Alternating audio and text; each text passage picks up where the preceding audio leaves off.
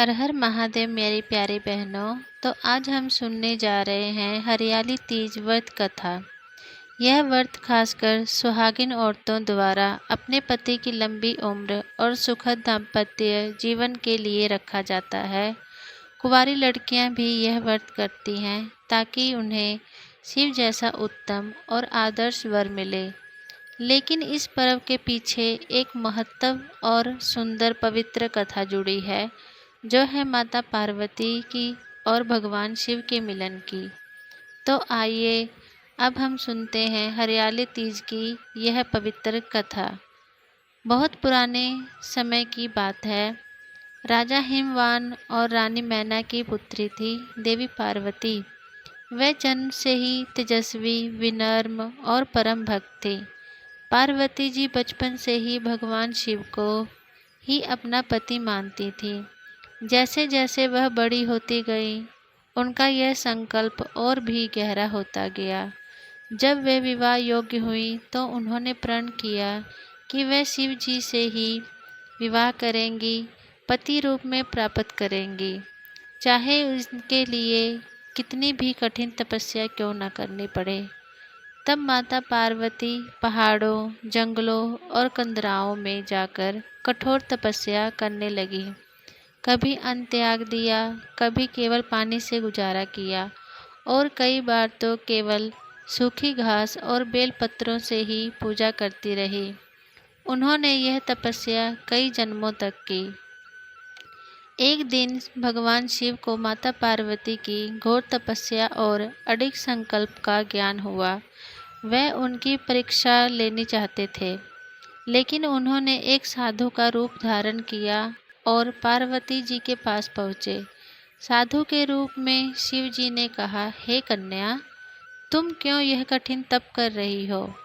पार्वती जी ने बड़े विनम्रता से उत्तर दिया, मैं भगवान शिव को पति रूप में प्राप्त करना चाहती हूँ। तब शिव जी ने उन्हें समझाया, शिव तो भूतों के स्वामी हैं। उनका ना घर है, ना आभूषण, ना सुख सुविधा। वे तो शमशान में रहते हैं, भस्म लपेटते हैं। तुम किसी राजकुमार को क्यों नहीं चुनती? लेकिन माता पार्वती अटल रहीं। उन्होंने कहा, मैंने शिव को ही पति रूप में स्वीकार कर लिया है और वही मुझे चाहिए। शिव जी पार्वती जी की भक्ति, प्रेम और संकल्प से बहुत प्रसन्न हुए। तब भगवान शिव ने अपना वास्तविक रूप प्रकट किया और कहा, हे पार्वती, मैं तुम्हारी तपस्या से अत्यंत प्रसन्न हूँ। अब तुम मुझे पति रूप में स्वीकार करो।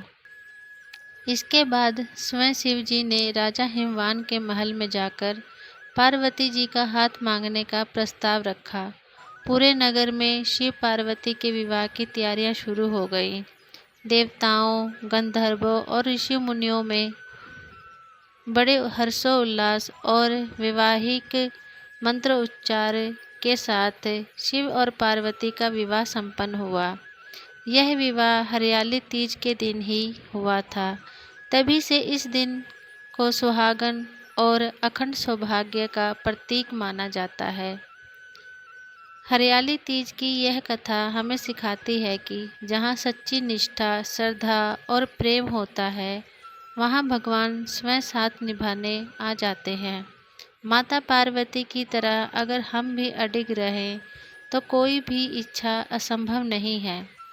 इस दिन महिलाएं व्रत रखती हैं, हरे वस्त्र पहनती हैं, झूला झूलती हैं, गीत गाती हैं और माता गौरी की पूजा करके अपने सुहाग की रक्षा और सुख समृद्धि की कामना करती हैं। यह दिन बहुत ही शुभ माना जाता है। इस दिन को बड़े हर्षो उल्लास से मनाया जाता है।